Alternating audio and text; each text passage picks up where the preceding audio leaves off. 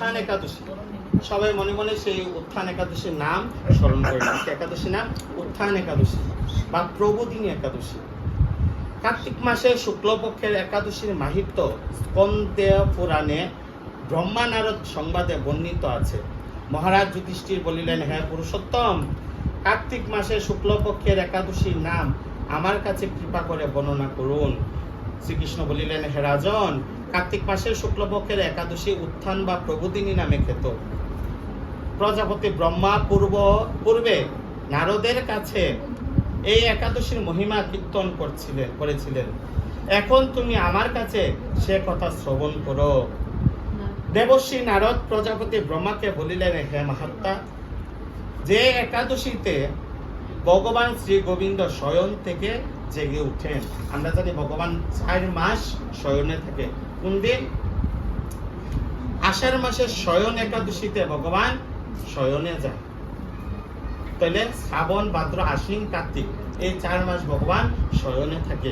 এই কার্তিক মাসের শুক্লপক্ষের উত্থান একাদশীর দিন ভগবান শয়ন থেকে জাগ্রত হয়।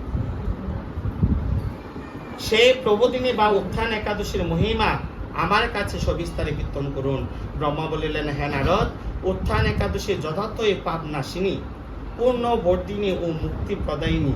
এই একাদশী ব্রত নিষ্ঠার সাথে পালন করলে 1000 অশ্বমেধ যজ্ঞ ও শত শত রাজস্ব যজ্ঞের ফল অনায়াসে লাভ হয়।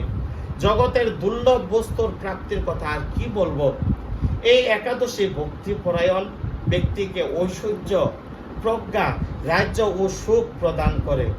এই ব্রতের প্রভাবে পর্বত সমান পাপ রাশি বিনষ্ট হয়ে যায়। যারা একাদশীতে রাত্রি জাগরণ করেন তাদের সমস্ত পাপ ভস্মীভূত হয়। শ্রেষ্ঠ মুনিগণ তপস্যার দ্বারা যে ফল করেন, এই ব্রতের উপবাসে তা পাওয়া যায়। যথাযথভাবে এই ব্রত পালন করলে আশাতীত ফল লাভ হয়, কিন্তু অবিদিতে উপবাস করলে স্বল্প মাত্র ফল প্রাপ্তি হয়।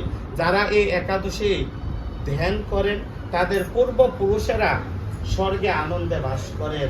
এই একাদশী উপবাসের ফলে ব্রহ্মহত্যা জনিত ভয়ঙ্কর নরক যন্ত্রণা থেকে নিস্তার পেয়ে বৈকুণ্ঠ গতি লাভ হয়।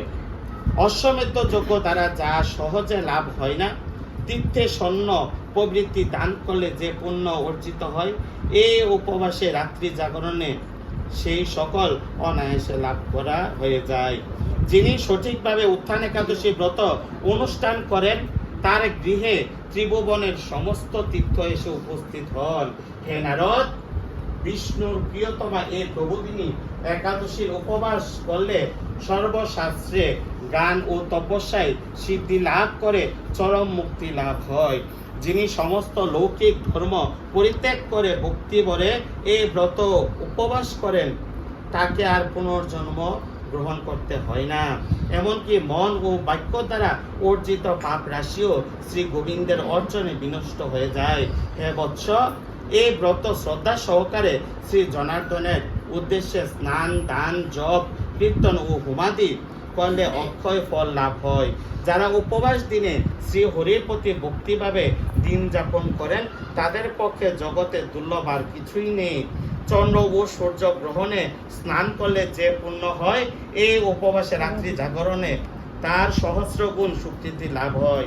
তীর্থে স্নান, দান, জপ, হোম, ধ্যান আদির ফলে যে পুণ্য সঞ্চিত হয়, উত্থান একাদশী না করলে সে সমস্ত নিষ্ফল হয়ে যায়।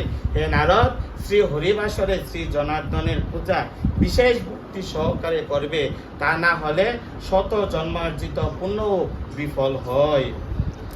হে বৎস, যিনি কার্তিক মাসে সর্বদা ভগবৎ শাস্ত্রাদি অধ্যয়ন করেন তিনি সর্বপাপ মুক্ত হয়ে সমস্ত যজ্ঞের ফল লাভ করেন। মানে এই কার্তিক মাসে যারা এই শাস্ত্র গ্রন্থ ভাগবত কথা যারা আস্বাদন করছেন তাদের কি হইব?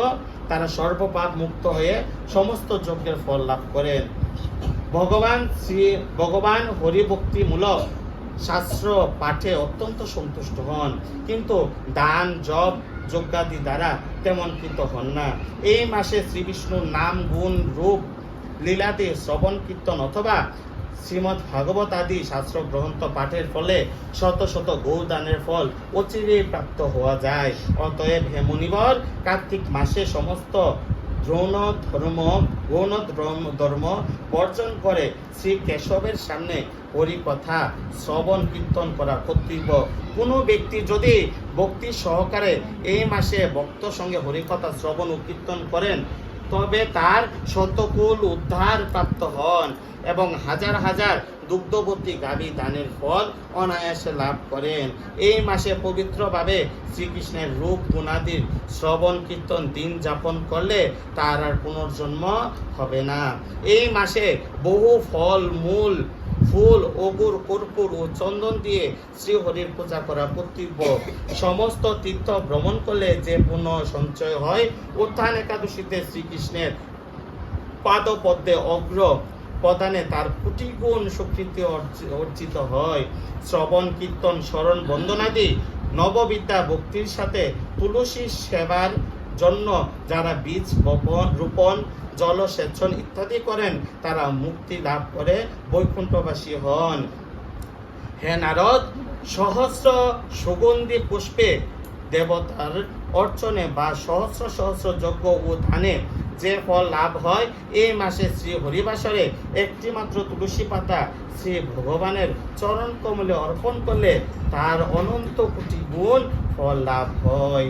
এই আজকে উত্থান একাদশীর মাহাত্ম্য।